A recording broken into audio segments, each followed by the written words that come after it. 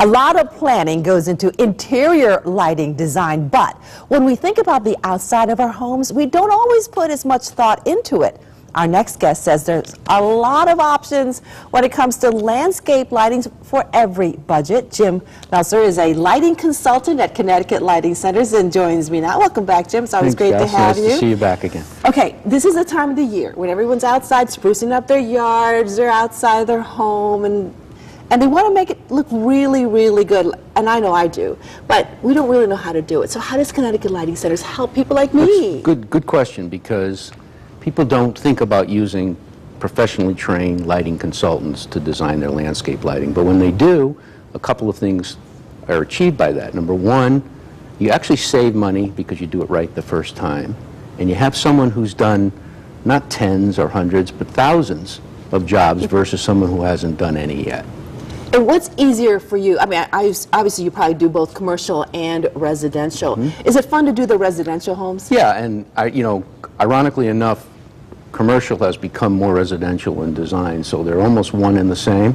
But yeah, doing homes is one of our specialties, and we really enjoy doing that. All right, so when you look at a house, what do you look for immediately? Do you try to display something perhaps in the home that's maybe an architectural design? Yeah, what we would do is we would look at the entire landscape, pick out what's nice and what's not nice. And obviously you don't want to light what's not nice because you're bringing focus to it. And landscape lighting is sort of like painting with light.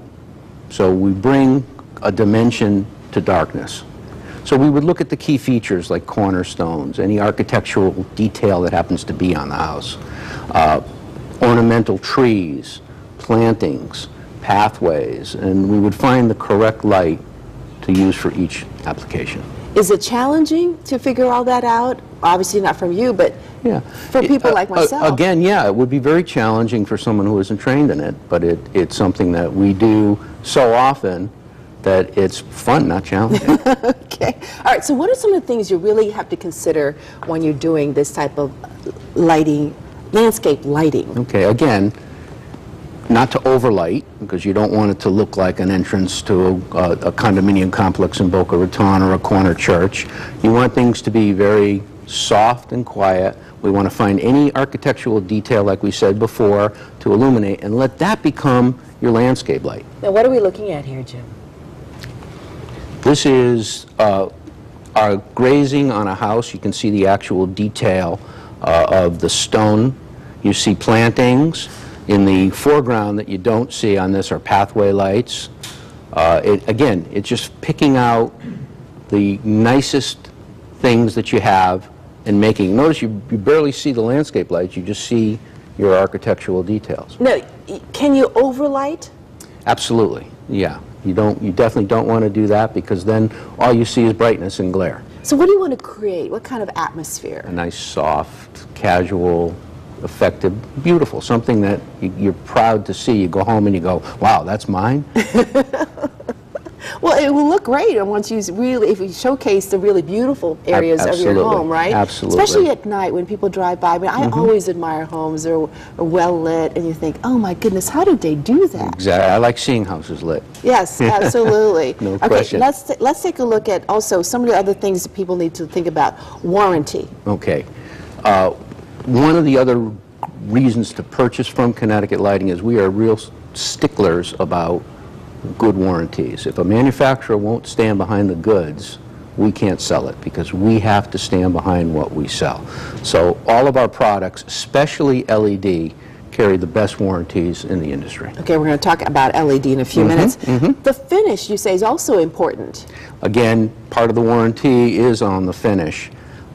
What's important about finish, the quality of it, but also which finish you select when you're designing what you're actually doing. And you say selection, obviously big. Between the two stores, we have over 100 pathway, which we'll go over what that means, floods, all landscape lighting. We have over 100 pieces on display. Wow, so there's a lot to choose from and to make your home beautiful. Yeah. And of course the technology. Right, and that's where LED has really played a huge role. One of the biggest advantages of LED is you now get the light output with very minimal draw. What that means is that the wattage is very low, so it costs you next to nothing to operate. So now you can leave your lights on outside and not be spinning the meter. I think that's probably one of the things that deters people from putting some kind of lighting outside because they worry about the bill. Exactly. And so LED allows you to operate it at a lower cost, but it also extends the life. An LED is not a light bulb, it's an electronic component. So the life is unbelievable. Well, you actually brought some examples here. Let's go through some of Sure.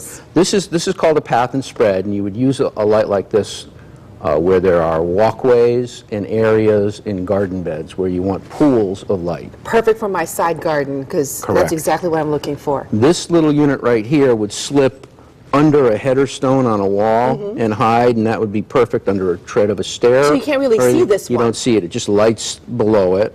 The same thing with, this is actually LED ribbon, and what this will do is, again, hidden, allow a continuous stream of light.